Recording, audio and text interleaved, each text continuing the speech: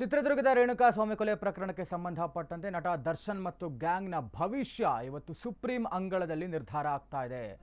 ನಟ ದರ್ಶನ್ ಮತ್ತು ಗ್ಯಾಂಗ್ನಿಂದ ರೇಣುಕಾಸ್ವಾಮಿ ಕೊಲೆ ಪ್ರಕರಣಕ್ಕೆ ಸಂಬಂಧಿಸಿದಂತೆ ಅಮಾವಾಸ್ಯೆ ದಿನವೇ ಡಿ ಗ್ಯಾಂಗ್ನ ಭವಿಷ್ಯ ನಿರ್ಧಾರ ಆಗುತ್ತಾ? ಸುಪ್ರೀಂ ಅಂಗಳದಲ್ಲಿ ಇವತ್ತು ಅವರ ಭವಿಷ್ಯ ನಿರ್ಧಾರ. ಜಾಮೀನು ಮುಂದುವರಿಯುತ್ತಾ ಅಥವಾ ಬೇಲ್ ರದ್ದಾಗುತ್ತಾ? ಕೊಲೆ ಕೇಸಲ್ಲಿ ಡಿ ಗ್ಯಾಂಗ್ ಮತ್ತೆ ಜೈಲು ಪಾಲಾಗ್ತಾರ? ಇವತ್ತು ಸುಪ್ರೀಂ ಅಂಗಳದಲ್ಲಿ ಭವಿಷ್ಯ ನಿರ್ಧಾರ ಆಗ್ತಾ ಇದೆ. ನಟ ದರ್ಶನ್ ಮತ್ತು ಗ್ಯಾಂಗ್ನ ಜಾಮೀನು ಭವಿಷ್ಯ. ಸುಪ್ರೀಂನಲ್ಲಿ ರಾಜ್ಯ ಸರ್ಕಾರದ ಮೇಲ್ಮನವಿಯ ವಿಚಾರಣೆ ಇವತ್ತಾಗ್ತಾ ಇದೆ.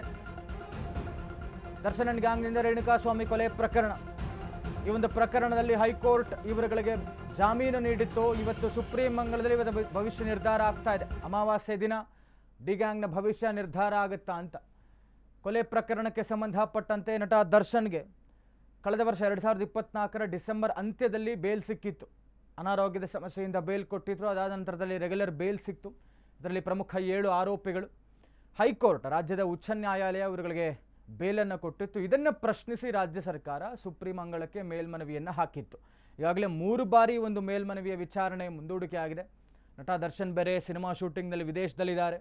ಈ ಮಧ್ಯದಲ್ಲೆಲ್ಲೋ ಒಂದು ಕಡೆ ಅವರಿಗೆ ಟೆನ್ಷನ್ ಶುರುವಾಗಿದೆ.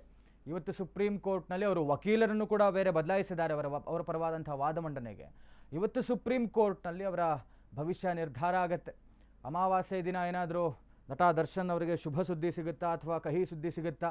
ಎಲ್ಲೋ ಒಂದು ಕಡೆ ಹೆಚ್ಚು ಕಮ್ಮಿ ಆಗಿ ಬೇಲ್ ರದ್ದಾಗ್ಬಿಟ್ಟು ಮತ್ತೆ ಜೈಲು ಪಾಲಾಗ್ತಾರೆ ಇಡೀ 7 ಜನ ಪ್ರಮುಖ ಆರೋಪಿಗಳು. ನಟ ದರ್ಶನ್ ಸೇರಿದಂತೆ, ಪವಿತ್ರ ಗೌಡ ಸೇರಿದಂತೆ ಒಟ್ಟಾರೆ 7 ಜನ ಆರೋಪಿಗಳು ಈ ಒಂದು ಪ್ರಕರಣದಲ್ಲಿ. ನಟ ದರ್ಶನ್ ಮತ್ತು ಪವಿತ್ರ ಗೌಡ ಸೇರಿದಂತೆ 7 ಆರೋಪಿಗಳಿಗೆ ಈಗಾಗಲೇ ಟೆನ್ಷನ್ ಶುರುವಾಗಿದೆ. ಆರೋಪಿಗಳ ಬೇಲ್ ರದ್ದು ಕೋರಿ ಸರ್ಕಾರ ಮೇಲ್ಮನವಿ ಸಲ್ಲಿಸಿರುವಂಥದ್ದು ಸುಪ್ರೀಂ ಕೋರ್ಟ್ಗೆ. 7 ಆರೋಪಿಗಳಿಗೆ ಬೇಲ್ ನೀಡಿರುವಂತಹ ರಾಜ್ಯದ ಹೈಕೋರ್ಟ್ ಆದೇಶವನ್ನು ಪ್ರಶ್ನಿಸಿ ಸುಪ್ರೀಂ ಕೋರ್ಟ್ ಮೊರೆ ಹೋಗಿದ್ದಾರೆ ರಾಜ್ಯ ಸರ್ಕಾರ. ಈಗಾಗಲೇ ಸರ್ಕಾರದ ಪರ ಸಿದ್ಧಾರ್ಥ್ ಲೂತ್ರಾ ವಾದವನ್ನು ಮಂಡಿಸಿದ್ದಾರೆ. ನಟ ದರ್ಶನ್ ಪರ ವಕೀಲ ಸಿದ್ಧಾರ್ಥ್ ದವೆ ಇವತ್ತು ವಾದವನ್ನು ಮಂಡಿಸುತ್ತಾ ಇದ್ದಾರೆ. ವಾದ ಮಂಡನೆಗೆ ಸಮಯಾವಕಾಶ ಕೇಳಿದ್ದಂತಹ ಸಿದ್ಧಾರ್ಥ್ ದವೆ, ದರ್ಶನ್ ಪರ ವಕೀಲರು, ದರ್ಶನ್ ಪರ ವಾದ ಮಂಡಿಸಲಿರುವಂತಹ ಸಿದ್ಧಾರ್ಥ್ ದವೆ ಇವತ್ತು ಈಗಾಗಲೇ ರಾಜ್ಯ ಸರ್ಕಾರದ ಪರ ವಕೀಲರು ಅವರ ವಾದವನ್ನು ಮಂಡಿಸಿದ್ದಾರೆ. ಇವತ್ತು ನಟ ದರ್ಶನ್ ಪರ ವಕೀಲ ಸಿದ್ಧಾರ್ಥ್ ದವೆ, ಈ ಹಿಂದೆ ವಿಚಾರಣೆ ಮುಂದೂಡಿಕೆ ಆಗೋದಕ್ಕೂ ಕೂಡ ಒಂದು ಕಾರಣ ಇತ್ತು. ಇವರು ಸಮಯಾವಕಾಶವನ್ನು ಕೇಳಿದ್ರು. ನಾನು ಬಂಧನದ ಒಂದು ಯಾವ ವಿಚಾರವನ್ನು ಕೆದಕಕ್ಕೆ ಹೋಗೋದಿಲ್ಲ, ಒಟ್ಟಾರೆಯ ಇಡೀ ಕೇಸ್ನ ಒಂದು ಪ್ರಕರಣವನ್ನು ನೋಡಿ ನಾನು ವಾದವನ್ನು ಮಂಡಿಸ್ತಾನೆ, ಮೆರಿಟ್ಸ್ನ ನೋಡ್ಬಿಟ್ಟು ನಾನು ವಾದವನ್ನು ಮಂಡಿಸ್ತೇನೆ ಅಂತ ಹೇಳಿದರು ಸಿದ್ಧಾರ್ಥ್ ದವೆ ಅವರು. ಇವತ್ತು ಅವರ ಅಂತಿಮವಾದಂತಹ ವಾದ ಮಂಡನೆ ಸುಪ್ರೀಂ ಅಂಗಳದಲ್ಲಿ ಆಗ್ತಾ ಇದೆ. ಬಹುತೇಕ ಇವತ್ತು ಅಂತಿಮವಾದಂತಹ ತೀರ್ಪು ಪ್ರಕಟ ಆಗಬಹುದು ಅನ್ನುವಂಥ ರೀತಿಯಲ್ಲಿ ಹೇಳಲಾಗ್ತಾ ಇದೆ.